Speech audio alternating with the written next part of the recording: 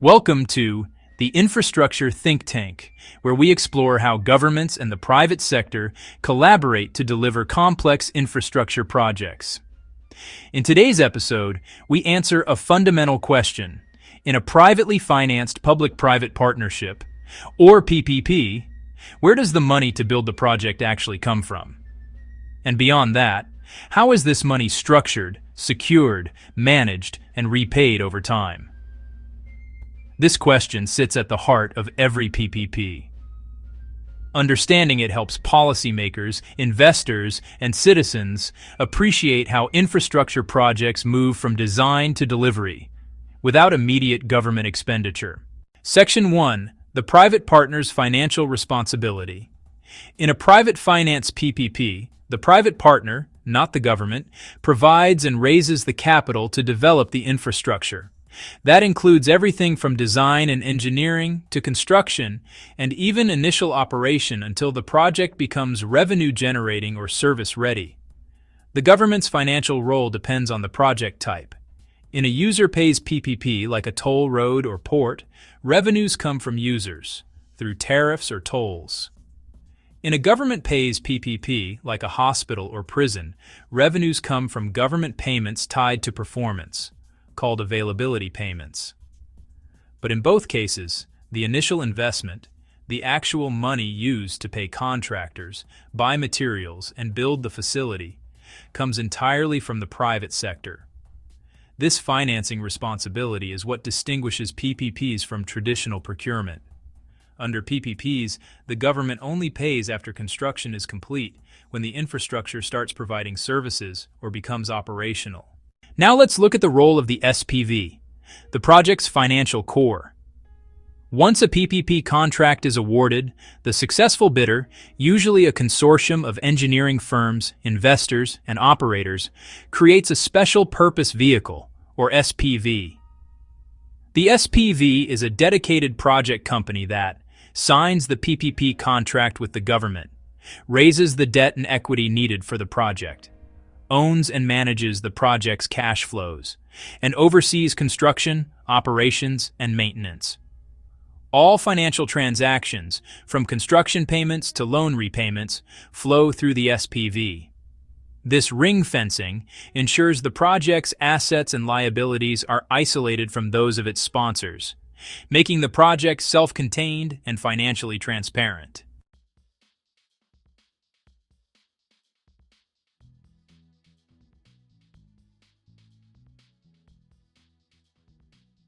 To build the infrastructure, the SPV must raise funds, and it does so through two primary sources.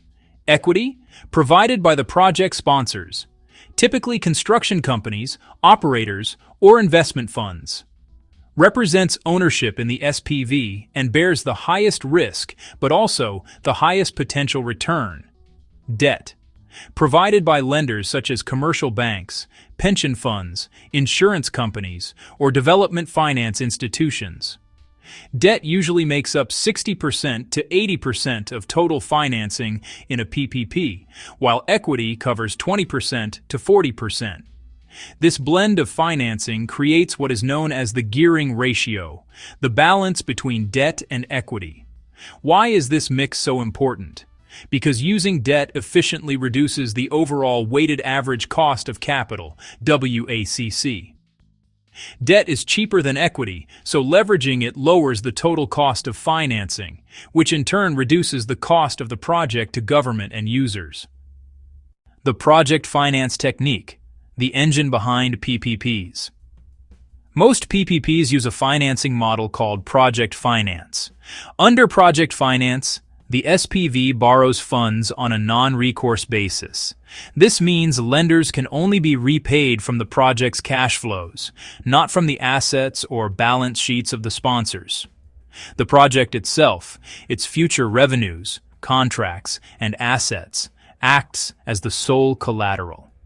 Because lenders rely entirely on the project's performance for repayment, they conduct extensive due diligence before financing.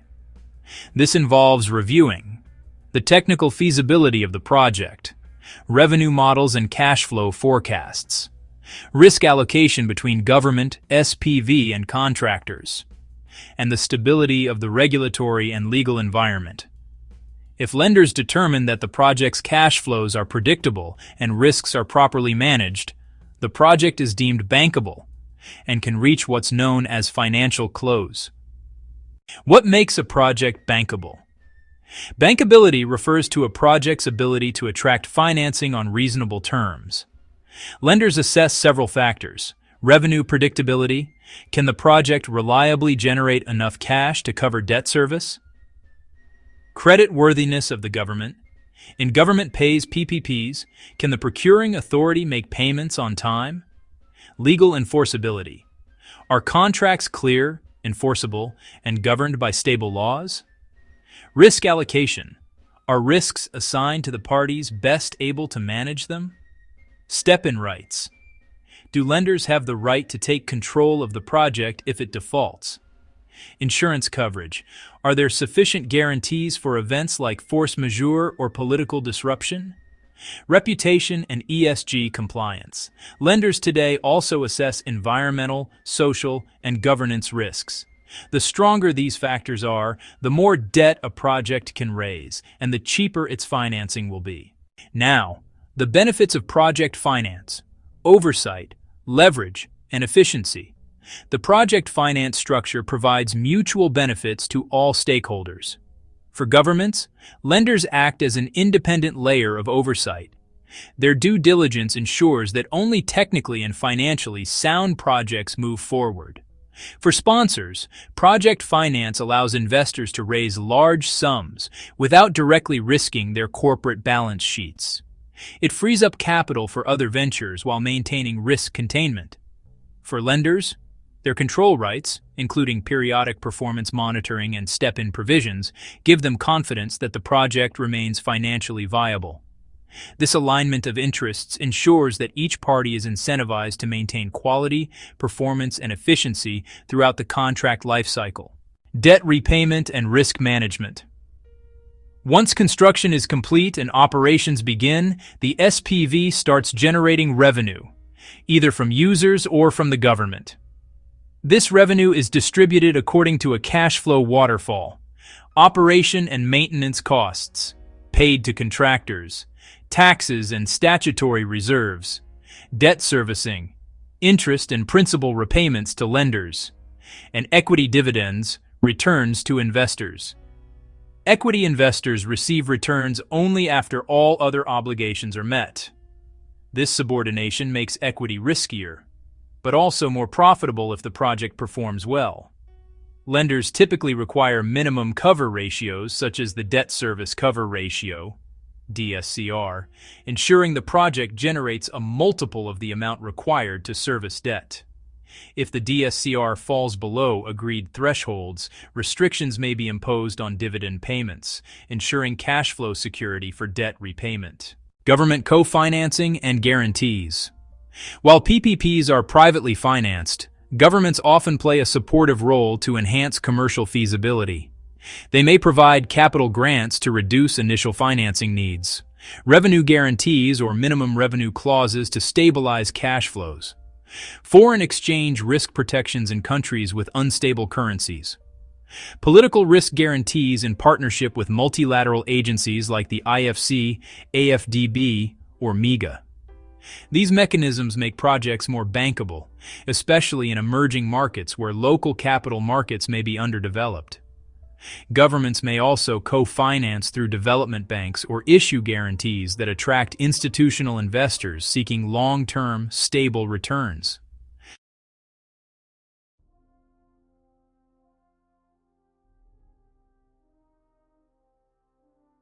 From a government's perspective, PPP financing affects not just project delivery, but fiscal sustainability. Even when PPP debt is not recorded as public debt, it still represents a long-term financial commitment, either through availability payments or user affordability. Hence, governments must evaluate the project's value for money, assess the affordability of long-term payments, and set limits on total PPP exposure relative to GDP or public capital expenditure. Good PPP governance ensures transparency in fiscal reporting and avoids using PPPs as an off-balance sheet tool to bypass debt limits.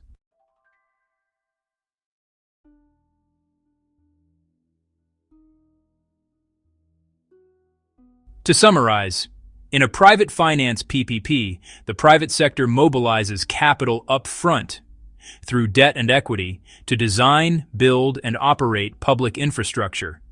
The SPV serves as the project's financial nucleus, managing risks, contracts, and cash flows.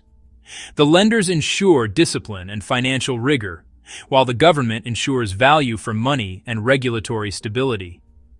When all these elements align, a bankable structure, efficient risk sharing, and predictable cash flows, a PPP can transform from a policy idea into a real functioning asset delivering value to society. Behind every PPP road, hospital, and power plant lies a financial ecosystem that balances public goals with private investment discipline. Understanding how the money flows, from equity and loans to long-term repayments, is key to designing sustainable and transparent infrastructure partnerships. Join us next time on the Infrastructure Think Tank as we explore how governments assess bankability and commercial feasibility before tendering PPP projects.